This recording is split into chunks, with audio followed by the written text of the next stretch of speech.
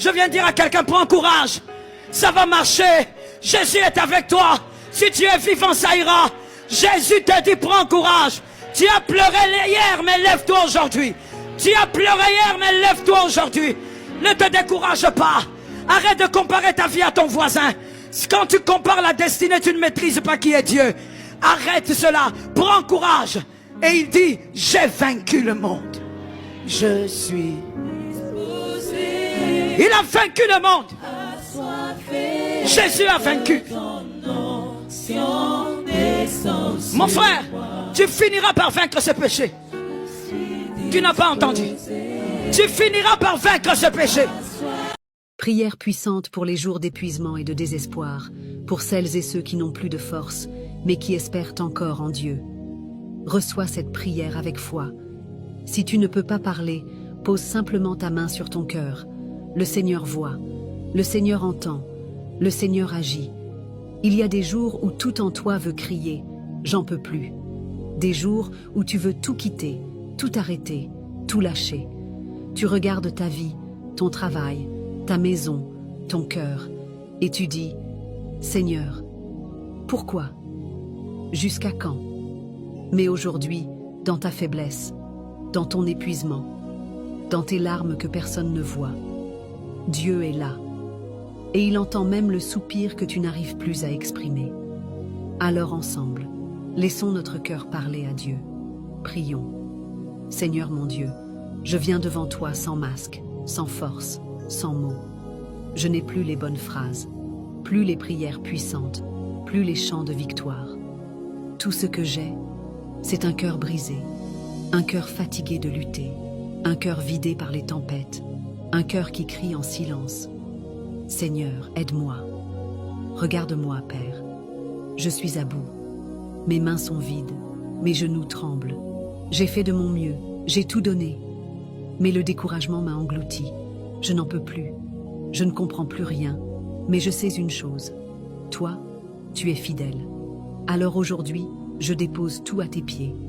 Ma douleur, ma confusion, mon désespoir, mes blessures cachées, mes prières sans réponse. Je te dis, Seigneur, je t'abandonne tout. Tout ce que je ne contrôle pas, tout ce que je ne comprends pas, tout ce que je n'arrive plus à porter. Car tu es ma bannière, tu es ma lumière au milieu de cette nuit. Tu es mon secours, ma force quand je suis faible. Tu es le Dieu qui entend les soupirs, le Dieu qui voit les larmes en silence. Et même si je suis épuisée, même si je ne vois pas le bout du tunnel, je crois que tu es capable. Capable de me relever, capable de me restaurer. Capable de changer ma situation comme tu as changé l'eau en vin. Toi seul peux transformer cette saison de larmes en une saison de joie. Toi seul peux donner un sens à cette douleur. Tu l'as fait pour d'autres. Tu peux le faire pour moi. Je proclame aujourd'hui, malgré tout, mon Dieu est vivant. Il agit pour moi. Et même si mes yeux ne voient pas encore, je décide de croire. Je choisis de tenir. Je m'accroche à ta parole. Louange angélique et toute l'armée céleste t'élèvent en ce jour.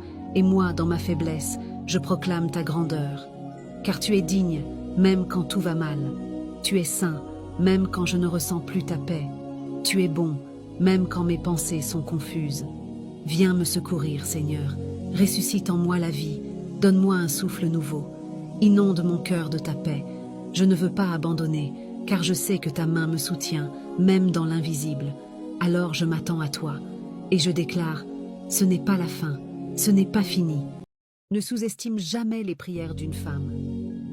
Il y a un dénominateur commun dans la vie de beaucoup de personnes qui ont réussi, qui ont percé, malgré des combats impossibles. Une femme qui a prié pour eux. Parfois c'était une maman qui veillait en pleurant à genoux, parfois c'était une épouse qui intercédait dans le secret, brisant les chaînes de l'enfer par des soupirs inexprimables. Ne jouez pas avec la prière d'une femme. Vous pouvez ignorer la prière d'un homme, faire semblant de ne pas entendre.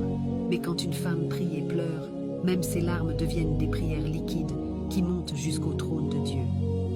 L'Éternel entend la voix de mes pleurs, l'Éternel exauce mes supplications, l'Éternel accueille ma prière. Psaume 6, verset 9 a dit. Messieurs, écoutez bien, si vous méprisez la femme que Dieu vous a confiée, Vous êtes en train de creuser votre propre tombe spirituelle.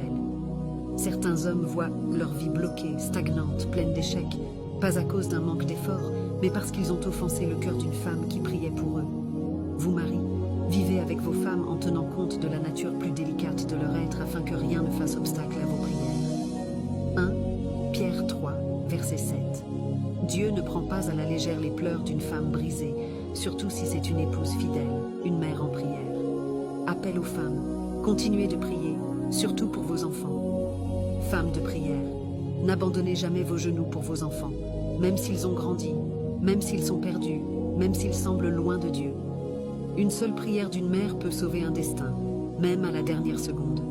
Là où l'éducation n'a pas suffi, là où les mots ne passent plus, vos prières peuvent encore toucher Dieu et retourner le cœur de vos enfants. La prière fervente du juste a une grande efficacité. Jacques 5,16. Ne vous taisez pas, priez encore, même dans les larmes, même dans le silence. Ce que vous déposez en prière aujourd'hui, Dieu peut l'exaucer demain, dans 10 ans, ou sur le lit de mort de votre enfant. Mais rien n'est perdu quand une maman prie. Une femme qui prie, c'est une bombe spirituelle. Quand elle entre dans sa chambre, ferme la porte et se tient devant Dieu, elle renverse les décrets de l'enfer, elle protège ses enfants, son mari, son foyer. Son autorité ne vient pas de son physique, mais de ses genoux pliés devant l'Éternel.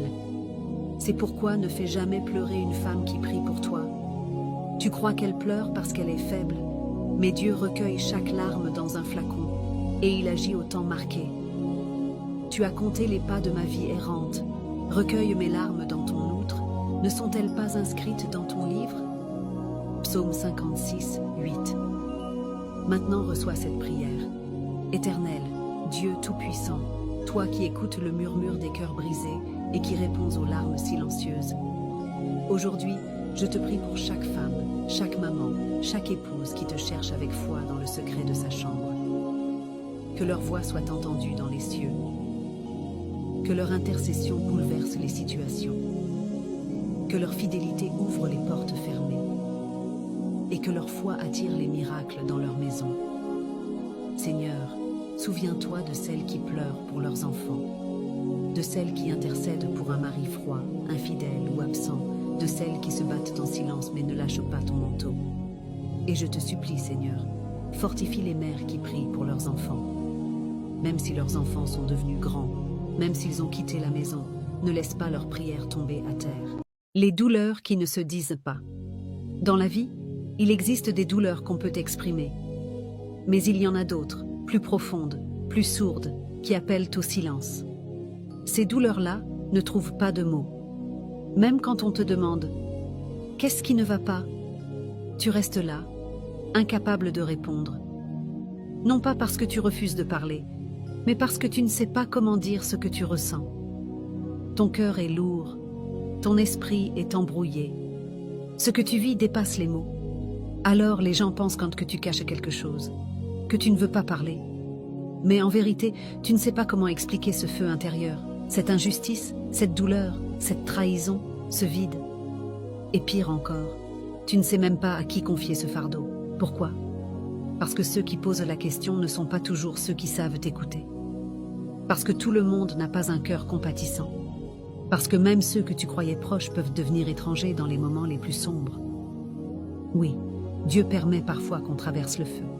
Des épreuves si intenses, si profondes, que personne ne vient nous aider. Tu as déjà vécu cela? Quand même ceux qui t'aimaient se détournent de toi. Quand la maison brûle et que tu es à l'intérieur, c'est très rare que quelqu'un vienne y entrer pour te sauver, même ceux qui t'aiment.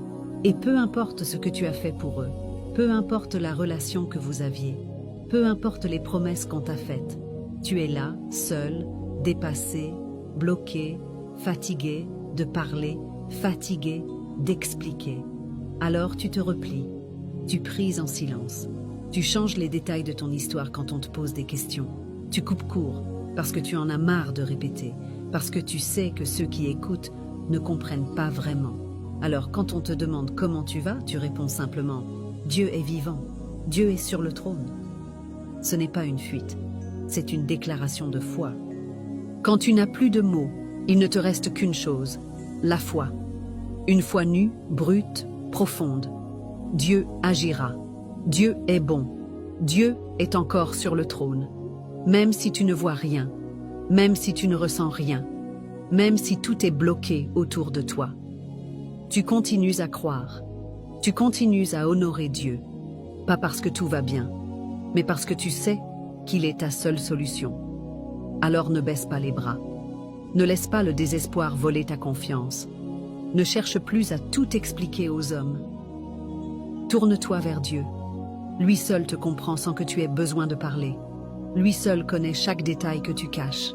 Lui seul peut intervenir là où personne ne peut entrer. Mon frère, ma sœur, si tu es dans ce feu aujourd'hui, ne t'éteins pas.